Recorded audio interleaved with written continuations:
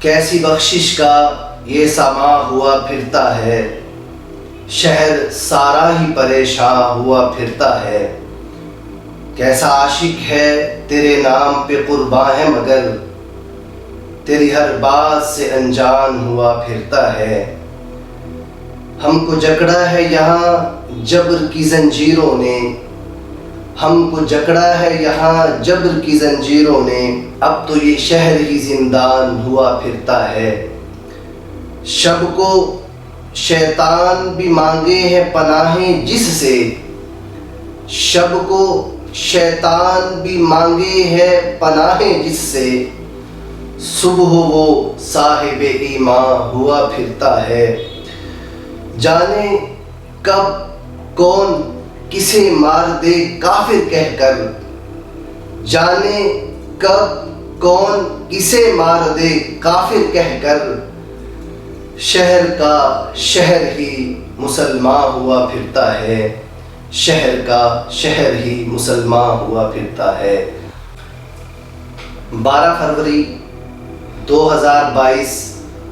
کی شام ضلع خانے بال تلمبا گاؤں کی مسجد کے اسپیکر سے اعلان ہوتا ہے کہ ایک شخص جس نے قرآن کے اوراق کو پہلے پھاڑا پھر نعوذ باللہ جلا دیا، پورا گاؤں کسی کے ہاتھ میں ڈنڈا ہے، کسی کے ہاتھ میں سوٹی ہے، کسی کے ہاتھ میں پتھر ہے، کوئی اینٹیں اٹھائے ہوئے اس شخص کی طرف لپکتا ہے،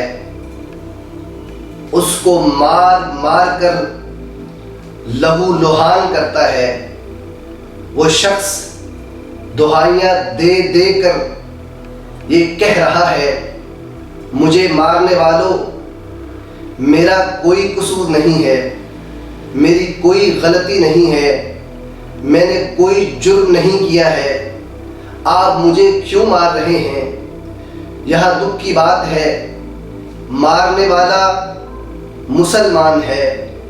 مرنے والا بھی مسلمان ہے۔ یہاں تھوڑا سا رک کر دیکھتے ہیں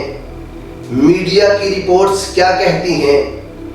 BBC کی رپورٹ کیا کہتی ہے۔ جب وہاں کے لوگوں نے تحقیق کی، جو کہ اسلام کا ایک بہت بڑا شعار ہے، تحقیق کی، پتہ کیا کہ کیا جس جرم کی پاداش میں اس شخص کو قتل کر دیا گیا ہے، کیا وہ مجرم بھی تھا کہ نہیں، کیا اس سے یہ جرم سرزد بھی ہوا تھا کہ نہیں، کیا اس نے یہ غلطی کی بھی تھی یا نہیں۔ تو پتہ یہ چلا کہ 4 سال قبل 12 چک کا یہ رہائشی، اس کی بیوی 4 سال قبل اس سے علیحدگی اختیار کر کے وہ اپنے گھر لوٹ چکی تھی،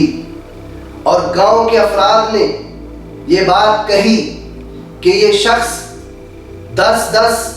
12 دن گھر سے غائب رہتا تھا،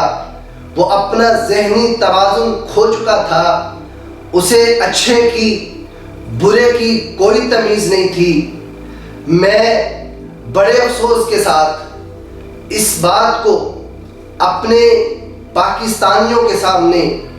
ہر ذی شعور کے سامنے یہ بات رکھنا چاہتا ہوں، ہم بہت سی غلطیوں کے متحمل نہیں ہو سکتے۔ پاکستان لا الہ الا اللہ کی بنیاد پہ بنا ہے، اور اسلام ہمیں یہ بات کہتا ہے کہ جب بھی تمہارے پاس کوئی خبر لے کر آئے، تمہارا سب سے پہلا فرض یہ ہے کہ تم اس بات کی، اس خبر کی تحقیق کر لو، آیا کہ یہ بات سچ بھی ہے کہ نہیں۔ میں آپ کے سامنے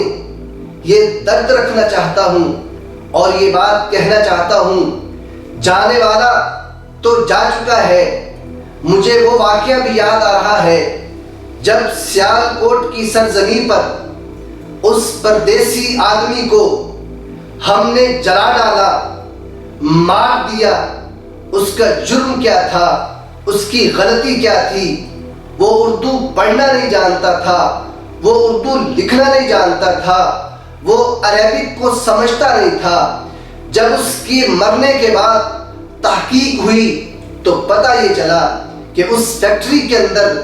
ایک سٹیکر تھا جس کے اوپر یہ لکھا ہوا تھا کہ درود شریف پڑھنے کی فضیلت کیا ہے۔ درود شریف کے بارے میں جو الفاظ تھے اس نے وہ اس غرض سے اتارے کہ یہاں نیا پینٹ کیا جائے گا۔ ہمارے مسلمان نوجوان نے اس کو پکڑا، پوری دنیا کے میڈیا کے سامنے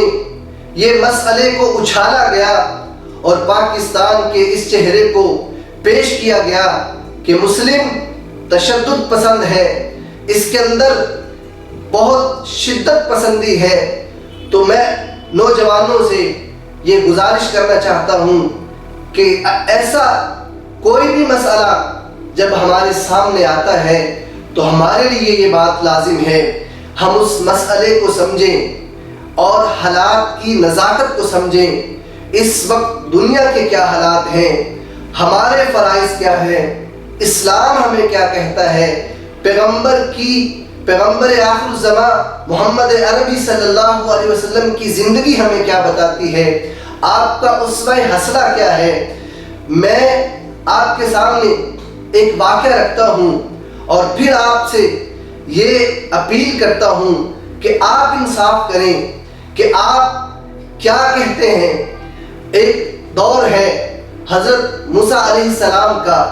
موسیٰ علیہ السلام کے دور میں ایک عورت بنی اسرائیل کی لوگوں نے فحاشی کا، عریانی کا، بدکاری کا الزام لگایا۔ اس عورت کو میدان میں لے کے آئے اور اس عورت کو سنسار کرنے لگے۔ ادھر سے موسیٰ علیہ السلام بھی آئے، انہوں نے آ کے کہا اس عورت پر پہلا وہ شخص پتھر اٹھائے جس نے اپنی زندگی میں کبھی کوئی گناہ نہ کیا ہو، کبھی کوئی غلطی نہ کی ہو، اس سے کوئی خطا سرزد نہ ہوئی ہو، وہ شخص پتھر اٹھائے اور مارے، اس عورت کو سنسار کرے۔ سارے مرد ان کے ہاتھ سے پتھر گرتے ہیں، زمین پہ آ پڑتے ہیں، سارے اپنے گھروں کو لوٹ جاتے ہیں، کیونکہ ان میں کوئی شخص بھی ایسا نہیں تھا کہ جس کی زندگی میں کبھی کوئی گناہ نہ ہوا ہو۔ ہم نے یہاں تھوڑی دیر رک کر اپنے آپ سے یہ سوال کرنا ہے۔ سوال یہ ہے کہ کیا ہم پر صرف ناموس واجب ہے؟ کیا ہم پر صرف پیارے آقا کی ناموس واجب ہے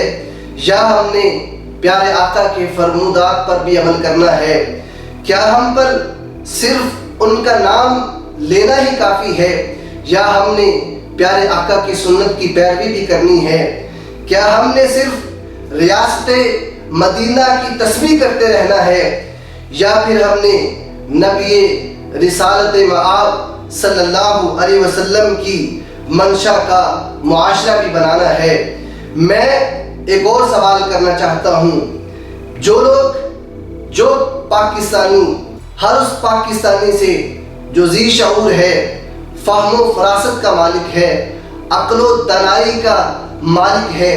جو دین سے محبت کرنے والا ہے، جو اسلام سے محبت کرنے والا ہے، جو قرآن سے محبت کرنے والا ہے، جو نبی آخر الزمان محمد عربی صلی اللہ علیہ وسلم سے محبت کرنے والا ہے، جو اپنے ملک سے محبت کرنے والا ہے، جو اپنے وطن سے محبت کرنے والا ہے، جو اپنے ملک کے قوانین سے محبت کرنے والا ہے، جو ملک کے اداروں سے محبت کرنے والا ہے، جو افواج پاکستان سے محبت کرنے والا ہے، جو ہماری عدالتوں کے انصاف پہ یقین رکھنے والا ہے۔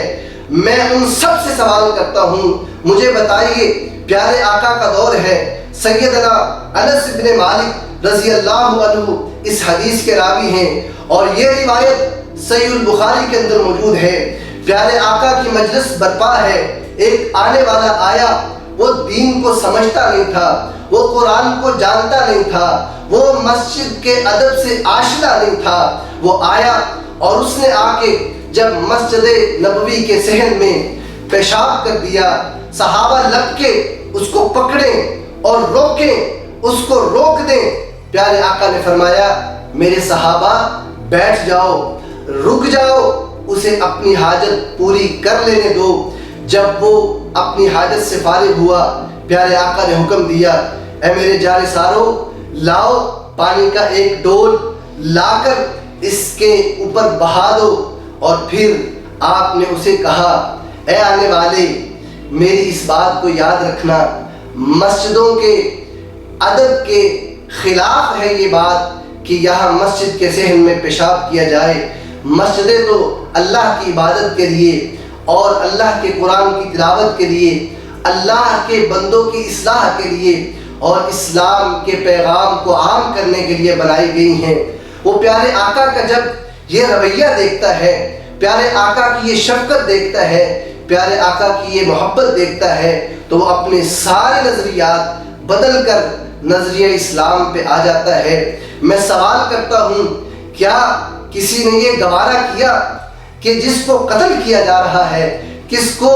پتھر مارے جا رہے ہیں، کوئی اینٹیں مار رہا ہے، میں تو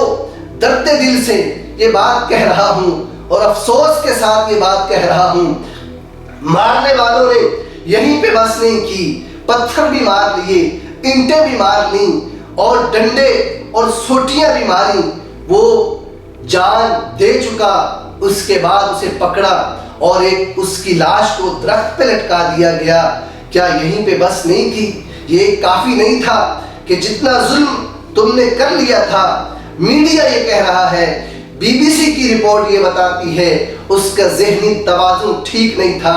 اس کا ذہنی توازن برقرار نہیں تھا، وہ اپنی ذہنی صلاحیتیں کھو چکا تھا اور اس سے یہ غلطی سرزد ہوئی اور ہم نے اس کے ساتھ کیا کیا۔ میں اپیل کرنا چاہتا ہوں افواج پاکستان سے، پاکستان کے اداروں سے اور وزیر اعظم پاکستان سے اور اپنی ایجنسیوں سے کہ وہ اس طرح کے واقعات کی روک تھام کے لیے بھرپور کردار ادا کریں، تاکہ کسی کو ایسی جرأت نہ ہو کہ وہ ہر کوئی اگر اپنا فیصلہ خود کرنے لگ جائے گا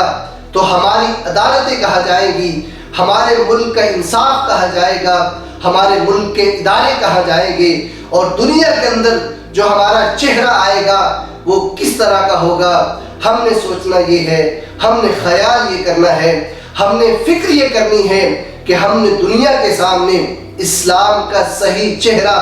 پیش کرنا ہے، اسلام کا سچا نظریہ پیش کرنا ہے، صحابہ کا اسوہ پیش کرنا ہے، صحابہ کا عمل پیش کرنا ہے، اور نبی علیہ السلام کی جو تربیت صحابہ کے ذریعے ہم تک پہنچی ہے وہ ہم نے دنیا کے سامنے رکھنی ہے، تاکہ اس طرح کا کوئی واقعہ پاکستان کے اندر ہی نہیں پوری دنیا میں کوئی اس طرح کا واقعہ رونما نہ ہو سکے۔ میں پھر درخواست کرتا ہوں ملک کے اداروں سے وہ اس طرح کے واقعات کی روک تھام کے لیے اپنا بھرپور کردار ادا کریں۔